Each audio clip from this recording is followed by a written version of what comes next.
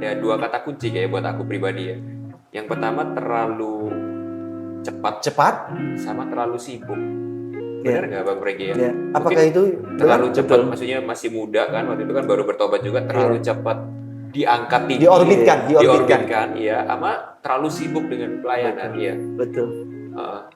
Itu dua itu, karena memang kan panggung spotlight itu tempat licin ya. Benar. Itu Saya pernah dengar slippery banget itu. Slippery, naik, kepleset. Dan kita masih pikir kita nggak terpleset, kita masih jalan. Zaman, apalagi aku kan kebanyakan di musik ya. Ya. Beda dengan pengkhotbah. Pengkhotbah tuh kayak turun panggung orang masih agak segen ketemu karena ngerasa That's good point. wah nih pengkhotbah nih. Musisi zaman itu Nggak ada gap. gila, gua sampai dicakar-cakar dulu, pakai gelang-gelangnya ditarik, baju ditarik, Masa sih? sampai kayak gitu. Fansnya. Padahal ini lagu rohani loh. Iya.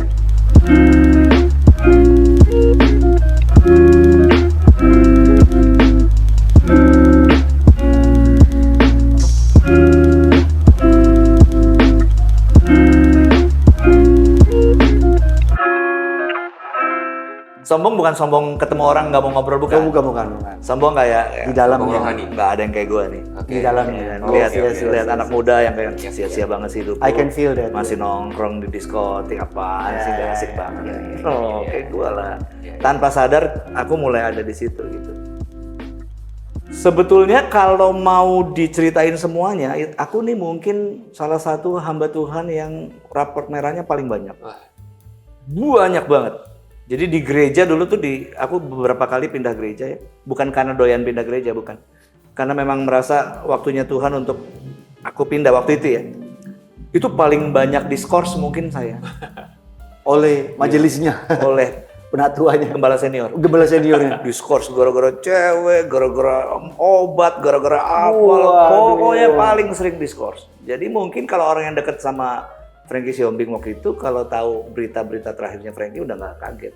Memang ini orang yang bandel banget. Mereka udah tahu. Iya, emang bandel banget. Nah, saya nggak tahu apa yang terjadi. Maksudnya kenapa Tuhan mengizinkan itu terjadi? Kan harusnya kan nggak tahu ya kalau pemikiran aku nih ya. Kalau Tuhan udah nggak seneng, ambil aja. Aku 4 kali hampir mati loh, overdosis.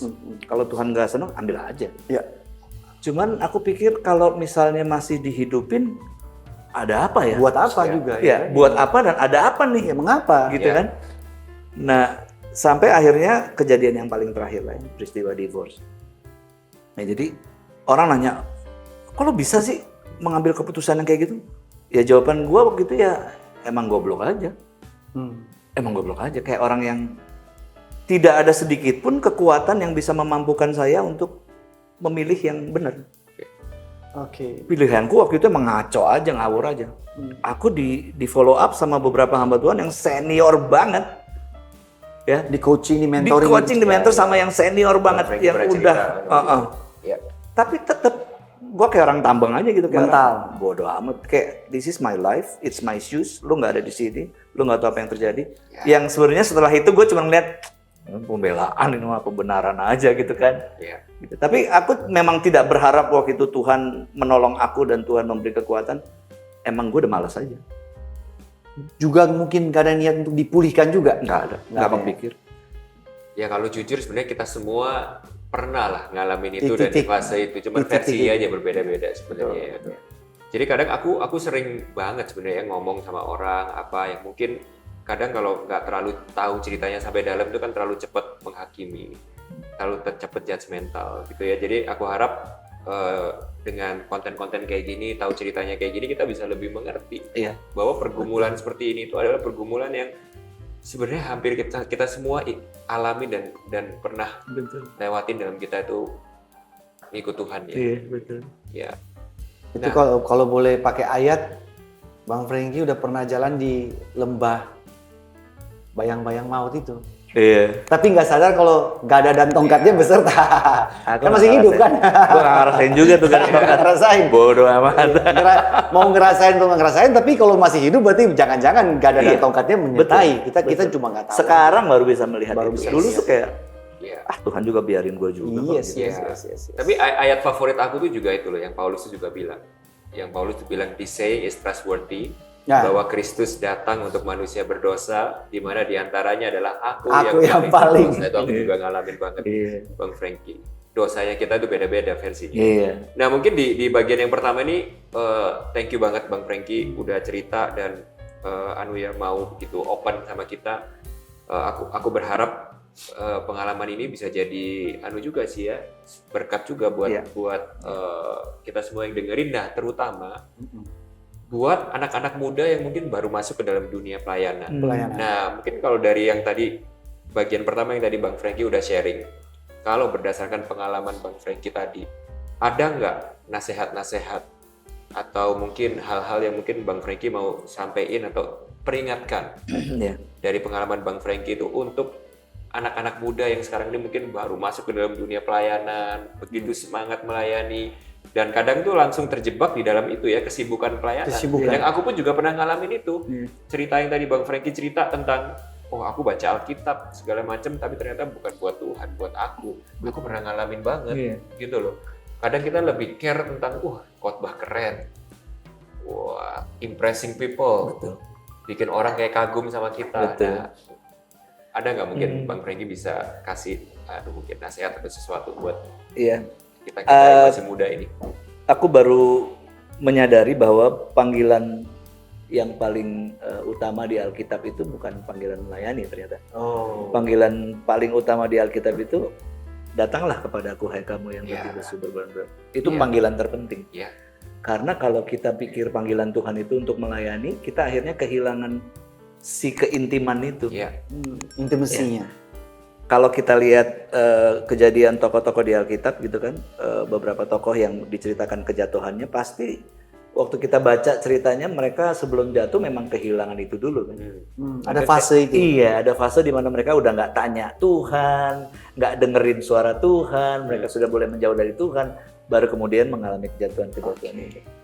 Gitu. Jadi buat teman-teman di rumah sih, aku cuman mau encourage jangan pernah ninggalin keintiman dengan Tuhan. Intimasi. Karena itu jauh lebih penting dari pelayanan ya bahkan. Iya. Iya. Aku jadi teringat juga ceritanya Maria sama Marta ya. Nah, Ya, Marta begitu sibuk Sibuk. melayani Tuhan, hatinya udah mulai error kan di situ.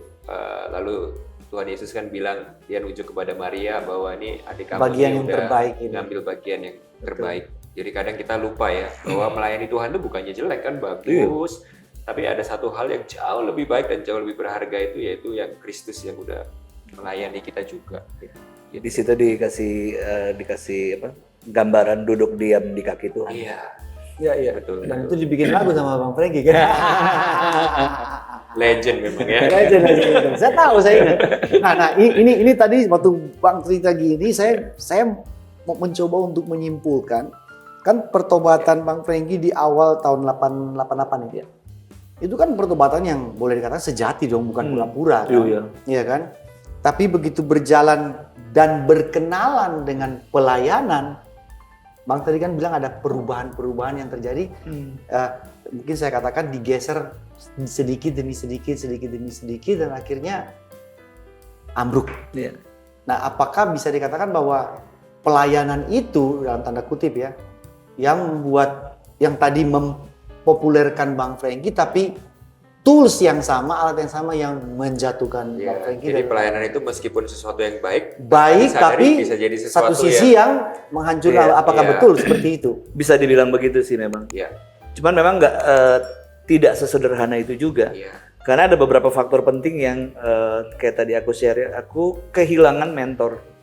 Kehilangan mentor. Nah, itu penting banget sebenarnya dalam pertumbuhan kita sebagai hamba Tuhan, apalagi kalau kita melayani. Oke, sorry, mereka kontak Bang Frankie nggak? Berusaha reach Zaman itu kan belum kayak sekarang ya. betul. telepon betul. rumah. Iya, jadi memang Betul. dulu aku ikut pelayanannya mereka kemana-mana gitu. Tapi waktu aku mulai punya pelayanan sendiri, jadi kayak lost Seperti contact. terpisah. Iya. Sebenarnya sekarang itu kita punya banyak privilege loh ya sekarang. Oh iya, Reach betul. out to someone. Iya, aku bisa. ke Bang Frankie tinggal Kita WhatsApp punya aja. mentor di Amerika juga bisa video Langsung call. video Exactly. call Iya. anytime, ya kan? Exactly. Iya. Dan itu mungkin ya, tapi susah juga untuk menyalahkan bahwa keterbatasan Iya. keterbatasan Teknologi, teknologi, ya, ya, tapi kan penting untuk itu karena kalau dari cerita ini, apakah dengan kecanggihan teknologi sekarang akan mengurangi resiko seperti ini? Belum Enggak tentu juga. Ya. Enggak juga. Belum tentu juga kan. Ya. Tapi saya lihat itu tadi itu, apakah pelayanan itu merupakan sebuah hal yang sisi satunya baik, Ya. tapi kan seperti pisau bermata Iya, dua kan, bisa menyerang kita balik. bisa ya. menyerang kita pelan-pelan kita pikir yang tadi Bang bilang, oh masih on the track nih, Iya. Iya. taunya udah melenceng jauh banget. Aku kalau metik ya dari cerita yang tadi itu, Bang Franky ceritain dari bagian pertama tadi, aku kalau boleh petik ada 2 kata kunci kayak buat aku pribadi ya. Yang pertama terlalu cepat sama terlalu sibuk. Benar nggak Bang Franky ya? Iya. Apakah Mungkin itu terlalu betul. cepat, maksudnya masih muda kan waktu itu kan baru bertobat juga, terlalu cepat diangkat tinggi, diorbitkan, ya, sama terlalu sibuk dengan pelayanan, ya. Betul. Itu 2 itu karena memang kan panggung spotlight itu tempat licin ya.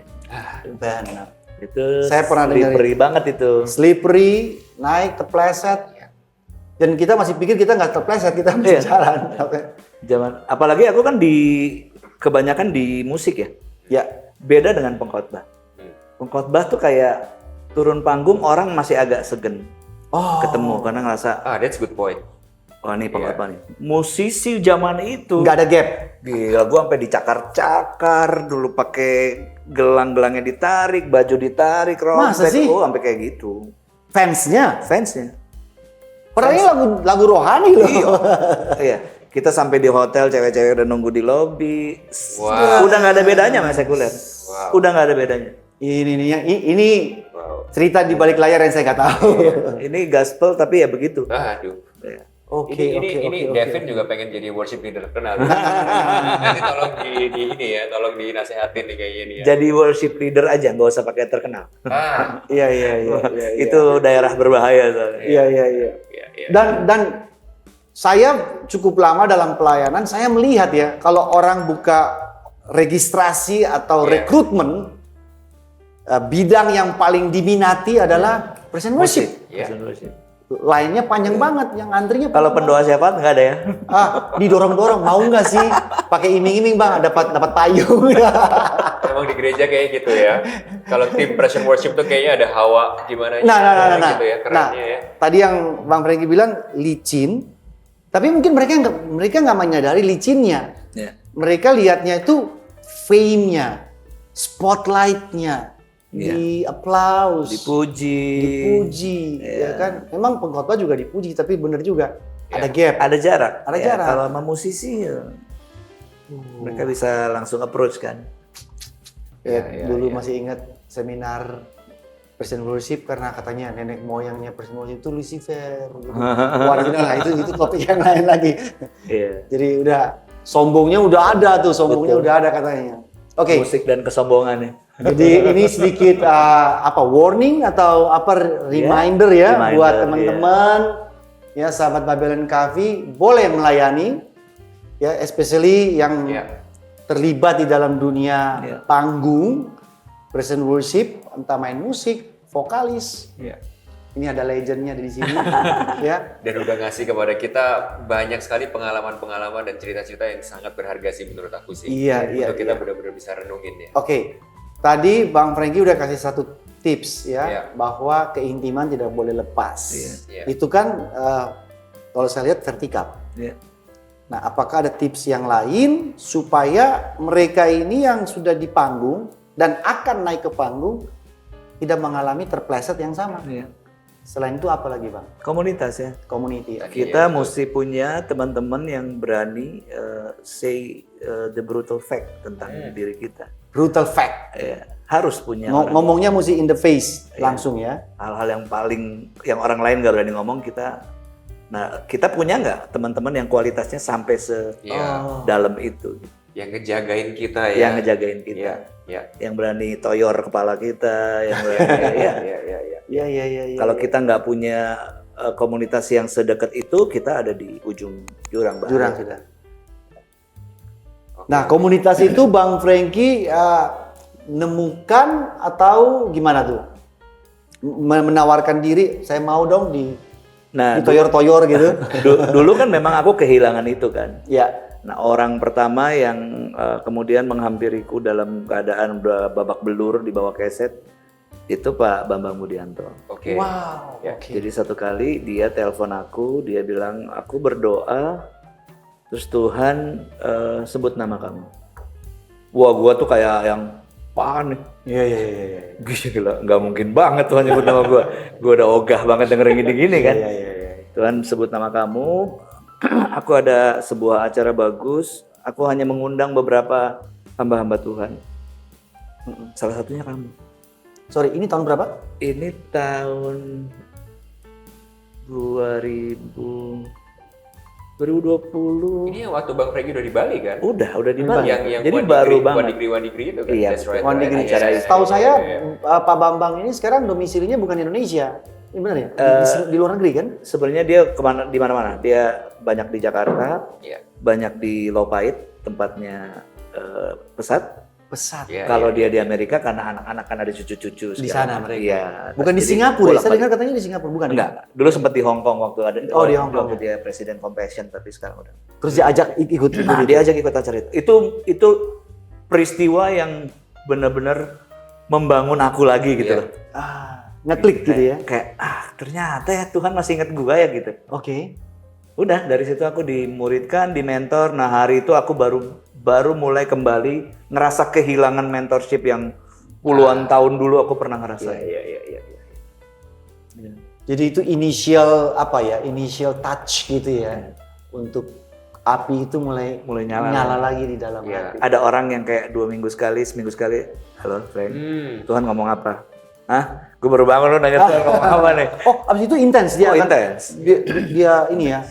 Itu Nanyanya pertanyaan-pertanyaan sulit terus. Iya. Wow. Kapan Itu terakhir sebenarnya kami? ya, itu sebenarnya bukti Tuhan tuh nggak pernah ninggalin kita. Betul. Yes. Dia selalu nunjukinnya dan pakai itu lewat orang-orang yang seperti Betul, metodenya tetap sama. Ya. saat kita tuh udah hilang banget, masih ada aja orang-orang itu ya Tuhan pakai untuk seakan-akan tuh kayak nangkep kita. Ya. Aduh, aku Jadi- ingat ya cerita ini. Iya. Pak Bambang ceritain. Ini keren, ini keren. Iya. Terus satu kali, aku kan lagi ngerasa semua orang nunjuk gini kan. Iya. Wah, apa lu gitu. Ya, muding. Ada lukanya lah. Iya. Karena waktu aku ngalamin peristiwa itu, all of my social media isinya kutuk. Saya sempat Netizen. baca, Bang. Dan itu Saya sempat baca. ribuan isinya tuh. Saya baca. Sorry, ini saya potong Tapi dikit. pasti bukan salah satunya kan? Bang, saya baca gara-gara istri saya baca. Oke. Terus dia bilang, lu lihat ini nih. Apaan? Bang Franky, itu fans gua tuh. Waduh, isinya cuma cacian maki lah, apalah. Aduh, mah. Nah, memang di satu sisi aku merasa bahwa gue pantas menerimanya kayak.